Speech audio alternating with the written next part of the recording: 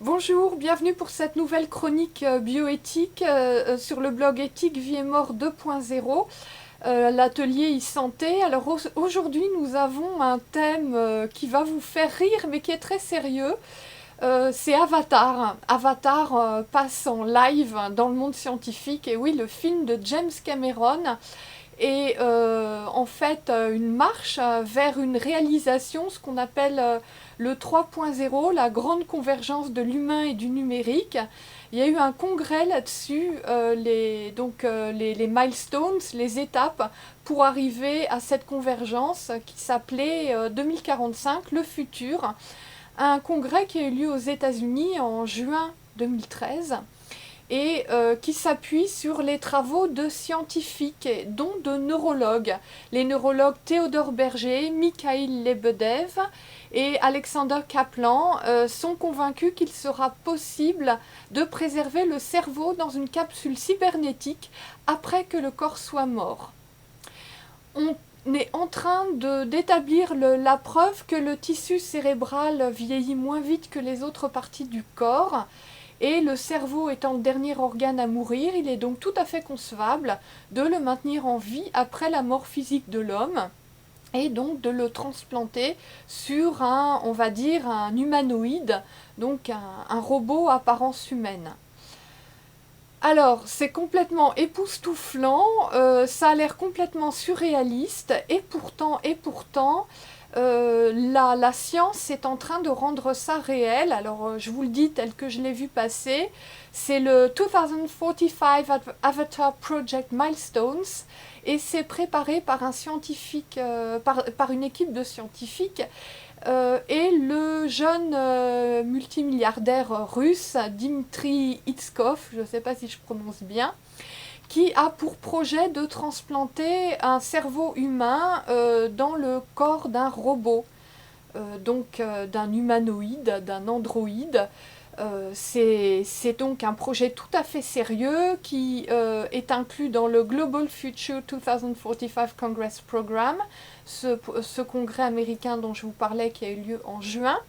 Et donc qu'est-ce qu'on découvre? On découvre que le cerveau pourrait, en étant conservé dans un genre de capsule cybernétique, pourrait survivre même à notre corps humain dont les organes vitaux s'usent plus vite. Il pourrait survivre carrément de 150 à 200 ans. Donc on a plein de remises en question. Alors c'est ce qu'on appelle le 3.0. Alors moi qui suis aussi un écrivain de science-fiction, je suis tout ça de près. Mais qu'est-ce que le 3.0 ? C'est tout simplement les interactions très poussées entre l'homme et la machine. Alors ça a l'air bien abstrait tout ça, mais imaginez un peu le côté subversif de l'affaire si je vous dis que c'est l'inverse de la science d'aujourd'hui.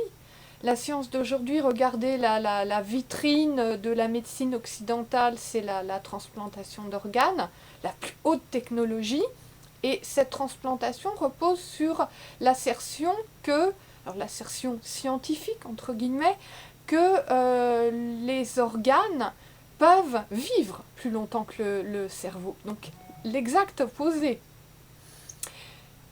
Si on découvre que effectivement le cerveau peut survivre aux organes vitaux, je vois pas sur la foi de quoi on va continuer les transplantations d'organes. Donc il va vraiment falloir que le 3D bioprinting, donc les organes imprimés à l'aide d'imprimantes 3D, et autres médecines régénératrices, donc autres applications de la médecine régénératrice avec des cellules souches qui permettent de restaurer des organes vitaux, mais il va falloir que ça pointe son nez assez vite, et en tout cas c'est prévu que ce soit mis en place en 2045. Alors quand on écoute les scientifiques de ce congrès, qu'on écoute tout ce qui est mis en place, très sérieusement. On n'est plus dans la fiction Avatar, mais dans un prolongement de cette fiction au niveau de la réalité, puisque il y a des sous derrière, il y a des entreprises qui se créent. Il y a un partenariat avec le Genomic Institute of Singapore qui travaille donc à un niveau stratosphérique sur la génomique, donc la médecine préventive de demain grâce à l'étude de nos gènes. Il y a des partenariats avec toutes ces choses-là donc en robotique, en 3.0, donc en implication, en intrication de l'homme et de la machine. Bon, en France, tout ça est encore très très très abstrait, mais je dirais qu'on est aussi peu préparé au futur qui nous arrive pourtant dessus, c'est inéluctable, que l'été, l'atelier de photo argentique Kodak a passé au numérique, et pourtant je rappelle que Kodak a été la première société à développer la photo numérique. Bah, ils l'ont un peu développé pour que le projet reste chez eux et qu'ils puissent l'étouffer et être sûr que ça ne se développe pas. Manque de bol, ça ne s'est pas tout à fait passé comme ça. Donc c'est bien de faire l'autruche, mais il faut quand même voir ce qui se passe autour, parce que la France n'est pas l'aune suprême du développement des nouvelles technologies dans le monde, et nos aimables comités bioconservateurs ont beau interdire aux citoyens lambda de demander à faire séquencer son génome, bah, la génomique progresse à Mach 2 dans le monde, hein, Ernst Mach, la vitesse de l'avion, Mach 2, et nous, on a beau faire tough, ça se développe qu'on le veuille ou pas. Donc le 3.0 est en route. La génomique, la médecine préventive est en route. Et à un moment donné, les deux vont se rencontrer. Donc le biologique et le numérique, c'est prévu. Il y a déjà des applications un petit peu concrètes.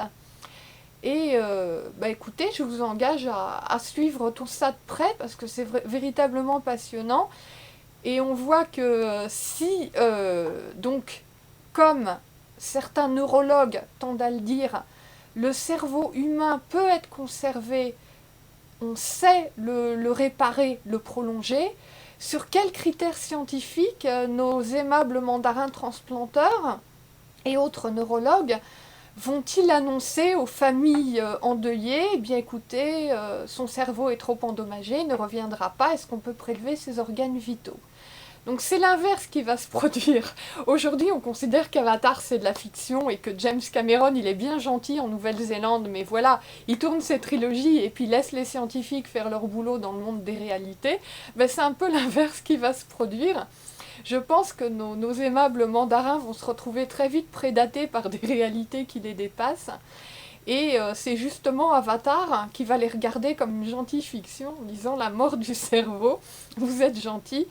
Ça appartient au passé et à la fiction, et aujourd'hui on prouve que le cerveau peut outlive, donc survivre aux organes vitaux, au reste du corps humain, et on va le prouver en transplantant un cerveau dans ce qu'on va bien devoir appeler un avatar. Alors j'ai vu les premières vidéos des recherches russes, toujours avec mes complices californiens et singapouriens. Donc on aura des avatars, comme dans le film Avatar, dont les premières versions seront prêtes dans 10 ans. Et puis bah, de fil en aiguille, comme ça, on aura des avatars upgradés, reloaded, rebooted, avec des versions toujours plus poussées, jusqu'en 2045. Et là, en 2045, bah, est-ce qu'on n'aura pas la convergence de l'homme et du robot? Allez savoir. Voilà, donc c'était le sujet du jour, la mort de la mort encéphalique, parce qu'avec tout ça, ben, ça remet la mort encéphalique, ou ça la met, je ne sais pas, comme marchant sur la tête, hein, puisque si on prouve que le cerveau est le dernier à mourir, qu'est-ce qu'on va transplanter? On va transplanter le cerveau et non plus les organes vitaux. Et je vous rappelle que les usages viennent des technologies et non l'inverse, hein. C'est les technologies qui font les usages, et on ne va pas décréter un principe et adapter les technologies derrière, ça ne marche pas comme ça. Les technologies créent des choses et on adapte nos usages. Donc je suppose qu'à un moment donné, nos aimables mandarins vont devoir se recycler et s'adapter au 2.0, et puis ma foi, pourquoi pas, au 3.0, dont on voit déjà pointer des choses réelles, concrètes, et prises très au sérieux, puisqu'il y a des partenariats qui se créent entre pays, la Russie, la Californie, Singapour, travaillent main dans la main pour le 3.0 et ma foi, c'est passionnant. Voilà, à très bientôt pour une prochaine chronique bioéthique sur le blog Éthique, Vie et Mort 2.0. Merci pour votre attention.